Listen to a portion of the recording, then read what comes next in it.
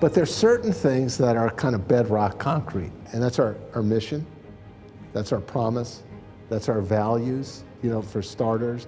Based on our values, our mission, our vision statement about health for a better world, those are unchanging.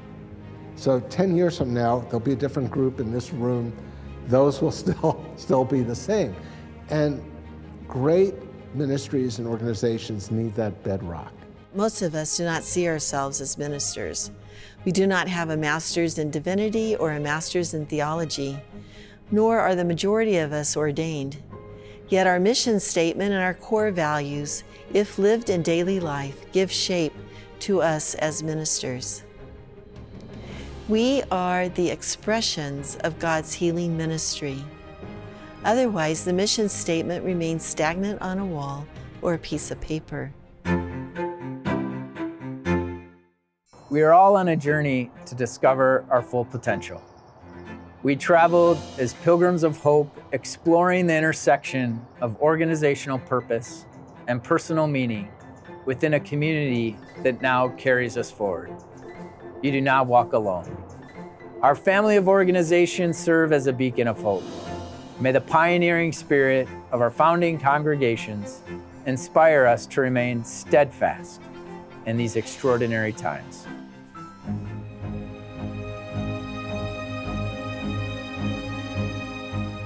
It is wonderful to be joining you live from Irvine, California.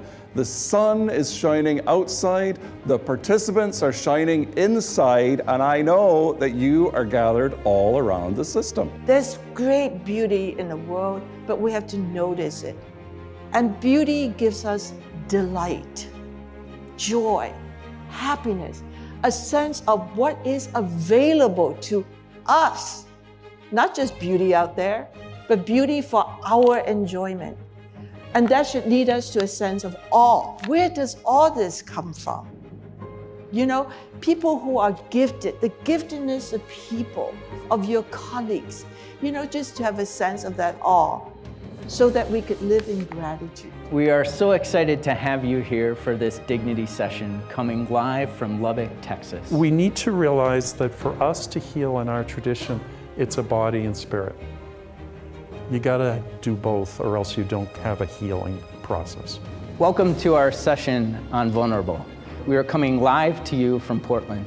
And there are things that matter across all generations. Probably the big one in Catholic healthcare and healthcare anywhere, but in Catholic healthcare, is constantly talking to your team members about what the greater goal is. Not what today's idea is, not what we're going on with strategies this year, but what's the greater goal? What are we doing for humanity and for each other that will make a difference?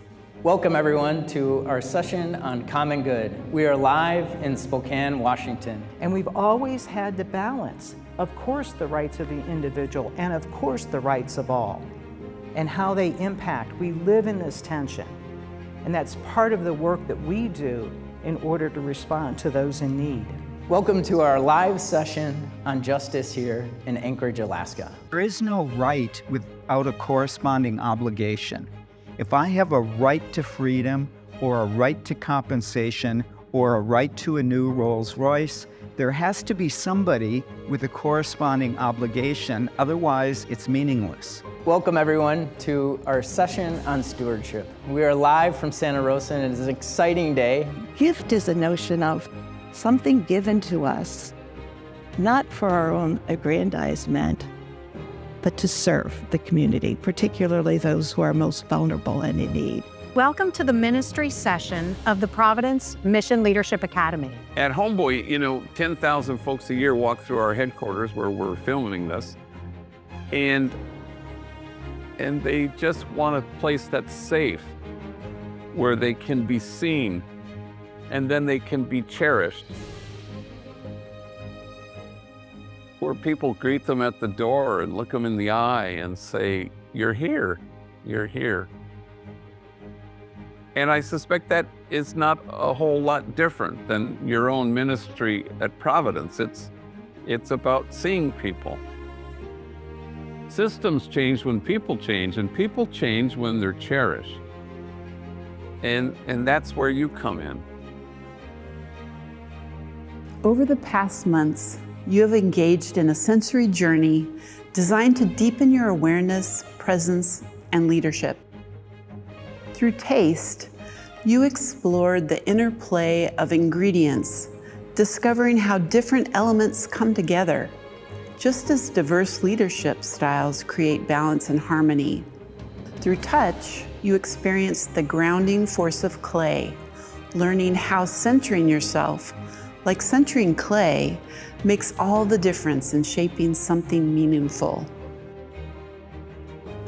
Through sight, you reflected on the beauty in imperfection, like in kintsugi, where brokenness is not an end, but an opportunity for transformation. Through smell, you breathed in the sense of nature and aromatherapy, reminders that presence begins with awareness of even the subtlest experiences. Through sound, you immersed yourselves in music and deep listening, recognizing that leadership requires not just hearing, but truly attending to the voices around you. Each of these experiences has been an invitation to bring your whole selves into leadership, not just as decision makers, but as people who lead with presence, imagination, and deep connection. As you move forward, may you continue to engage your senses, trust your intuition, and practice presence in a way that transforms both you and those you serve. The concept of whole person, like each essential element of Catholic healthcare framing the Mission Leadership Academy, served as the foundation of how we believe human beings exist. That is, we are whole persons formed of mind, body, spirit, with focus on the unity of all three. As we conclude our time together, we come away with both individual growth and a call to steadfast and dynamic mission-centered leadership. Be empowered to radiate all you have experienced within the Mission Leadership Academy. Model it, encourage it, and keep it from becoming an unused file on your shelf or notes on a page. Formation is about nourishing what is within you so that you can share beyond you.